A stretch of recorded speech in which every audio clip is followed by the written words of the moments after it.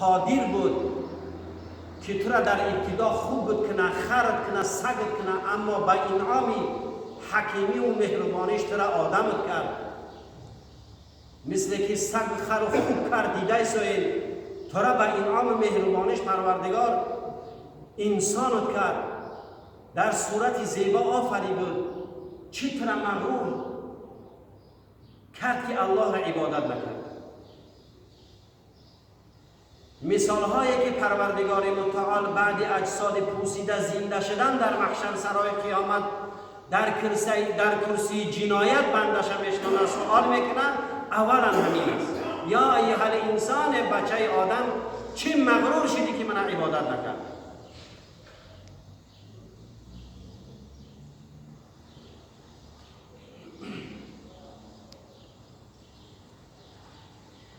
کلا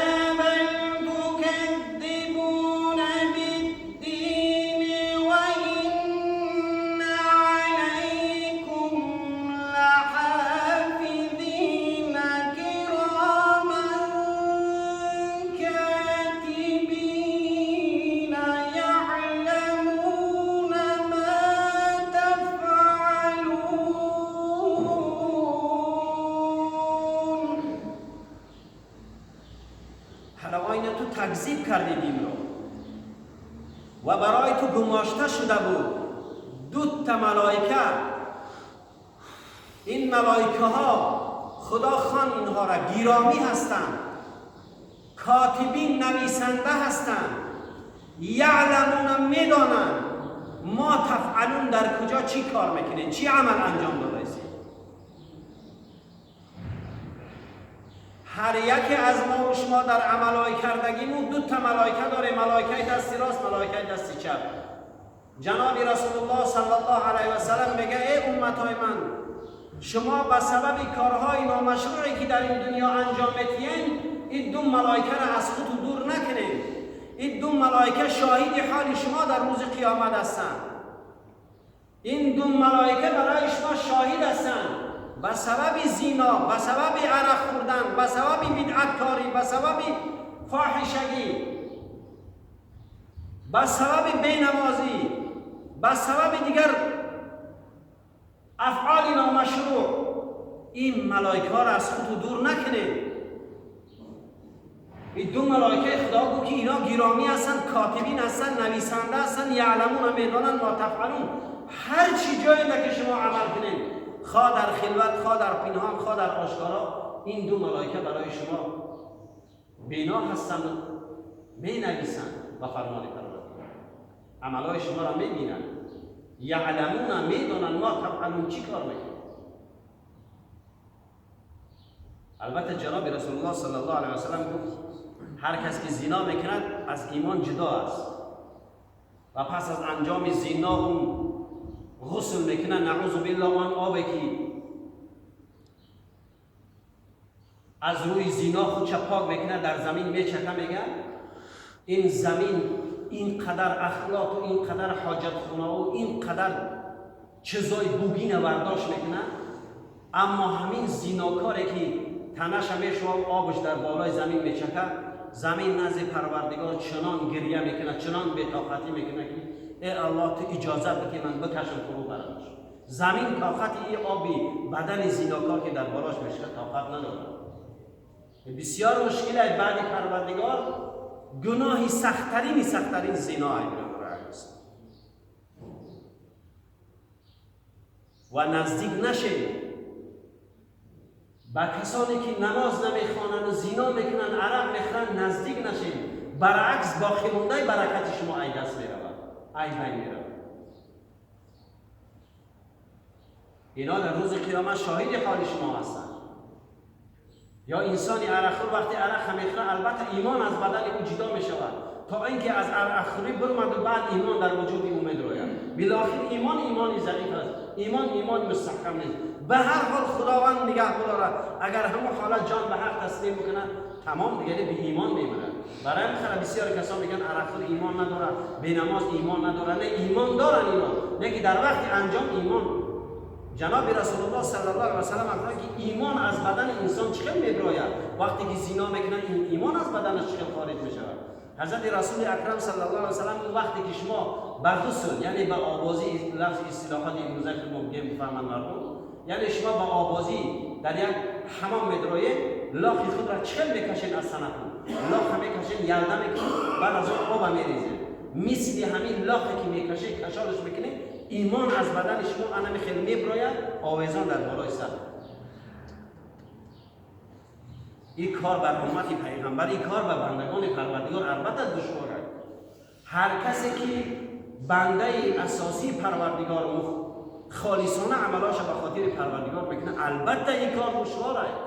یک ترس، یک تهلکه در وقت انجام گناه بالای این میاد که ایمان من نیست الان در وقت این.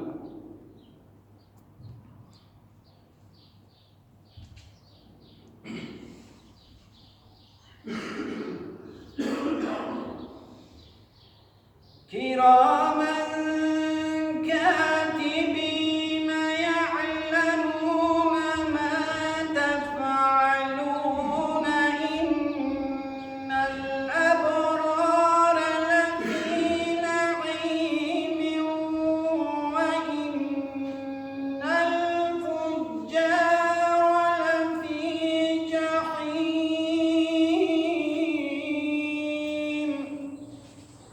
خداوند دو سرای آماده کرده است. این الابرار لفی نعیم، از برای نیکوکاران بهشت پرنعمت، و این الفجار لفی جحیم، و از برای بدکاران دوزخی پرمار و پرکجدم پرمحنت. از برای نیکوکاران بهشت پرنعمت و از برای بدکاران دوزخی پرمار و پرکجدم پرمحنت. این دعا دما نیست، دعوا دما باید نباشه برادر اهل اسلام. ما هر کاری که میکنیم نمیکنیم قلبمون تازه نباید در ما شما این گپ باشه. اکثریت مردم هم میبینی نماز نمیخونه، عبادت پروردگار هم نمیکنه، پایمال حقوقی خدا و توحید و سنت رسول الله میکنه، وقتی که به زبان میگه هر کاری که نکنیم و قلبمون تازه. برادر اهل اسلام، قلب تازه به سجده نماز میشود. جناب رسول الله صلی الله علیه و سلم میگه کل بنی آدم خطاء و خیر الخطاؤون توابون. همه فرزندای آدم علیه السلام خطاکارند و بهترین خطاکاران نیکوکارانند و بهترین خطاکارا آن خطاکارایی هستند که توبه را بسیار میکنند. خطاکارایی که توبه بالاشو دارند نزد پروردگار هم کامیاب میشوند، زیرا که خداوند غفور و رحیم است. غفوری رحمی چه اعلام کردگی است، انه هو الغفور الرحیم. من البته وسط البته بخشنده مهربان.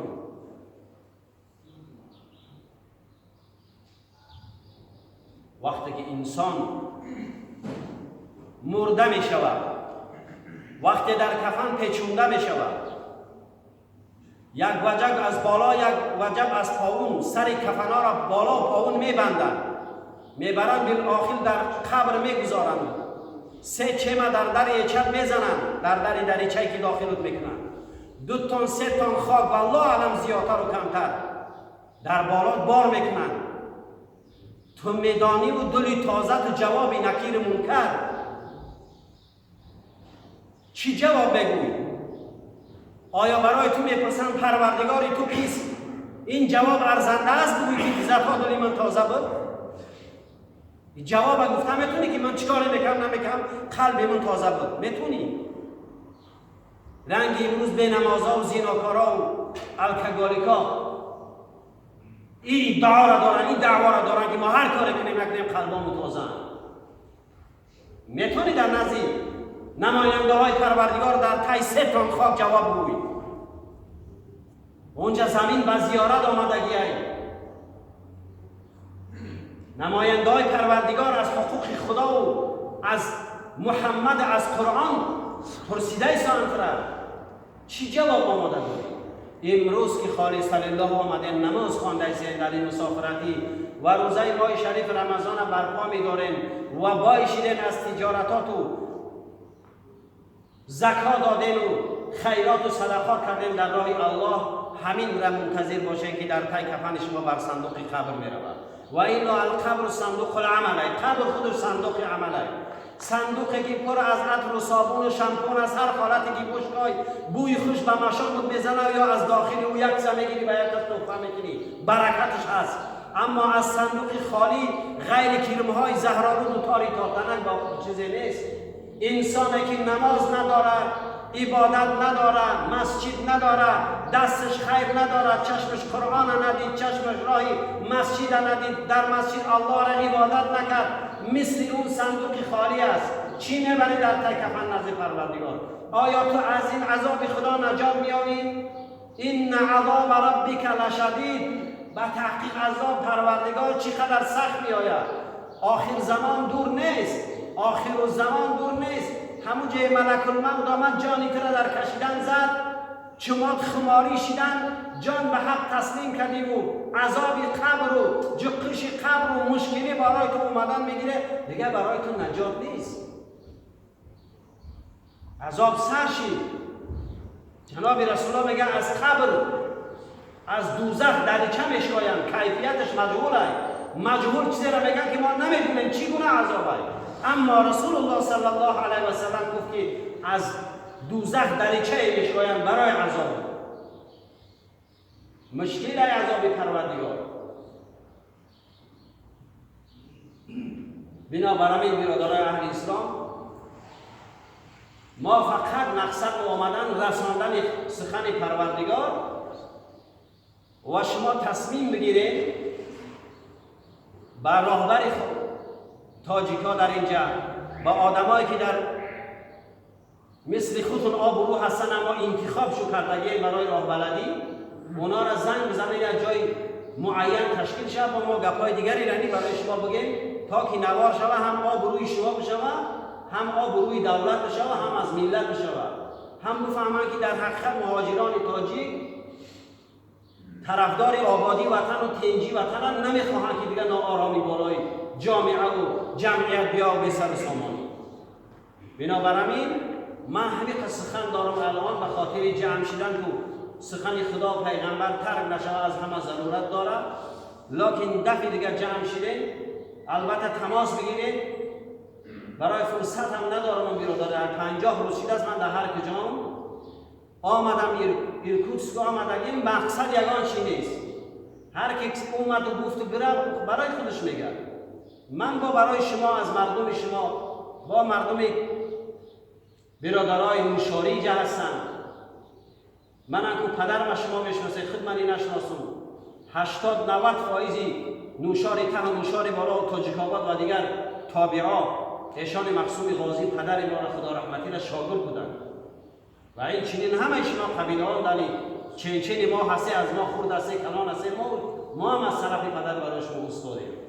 برای همین جمع بزنه یک جا را معین بکنیم به نزدیکی ایشان شیخ با نزدیکی جمع کنیدم و با مردم گفتگو کنیم با دیگر گپا را سوال دارم. اما باید این نماز پیشین میشه و کم جمع شد بهترین جا میجا اختیار داره. ما میگم انشاءالله باردارا جمع میشن باید نماز پیشین میشینیم. شما با همون که ما صحبت بکنیم صحبتونه بگذرونیم خواهیان خواننده خواه در این جنده اختیار داره. بسیار خوب. لیکن اعلام کرده باشم که من زبان روسی را نمیدونم.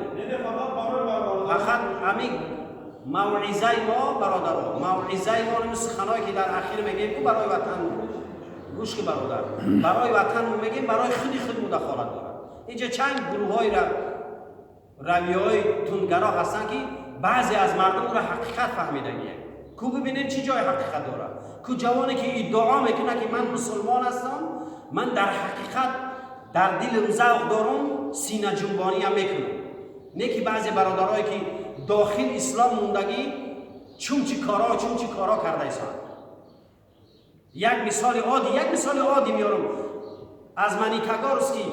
یک ماه پیش یک بچه زن داشت، صاحب 3 فرزند بود، خونه شخصی داشت در مانیکاگورسکی، نقطه سودا داشت یعنی تاچکه سودا داشت، صدقه‌ش هم میکرد.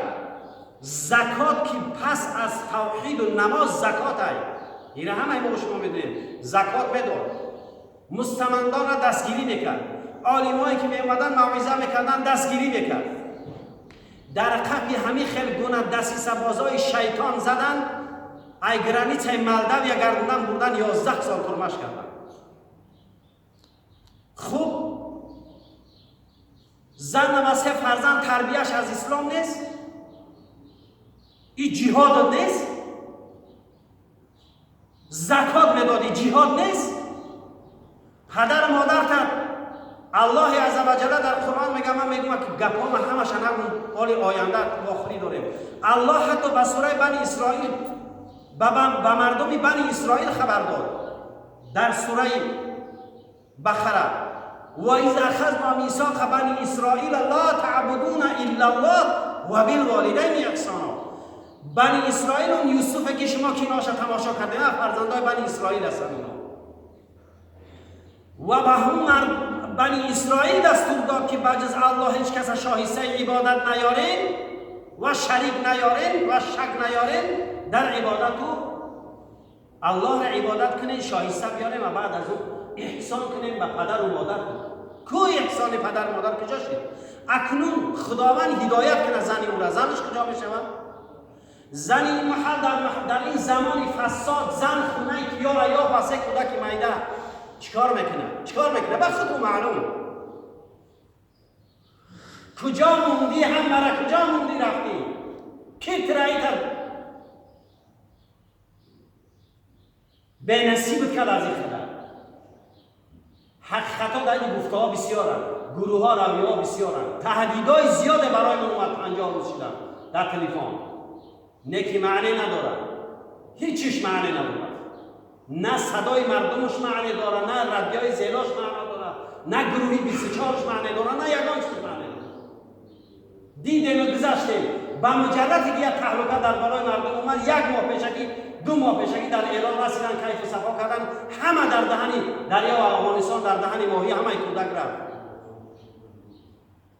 با همیاش هم میخیم، ما و شما میخیزیم در بلا میزنیم، اونا در گرمن یک کتگی بینن میگردن. این تحلقه نباید خیال چه کار کردن در کار. رنگی او بچه منی تگاریست که همه را عیدست داد، چند عبادتی داخلی را عیدست داد رفت.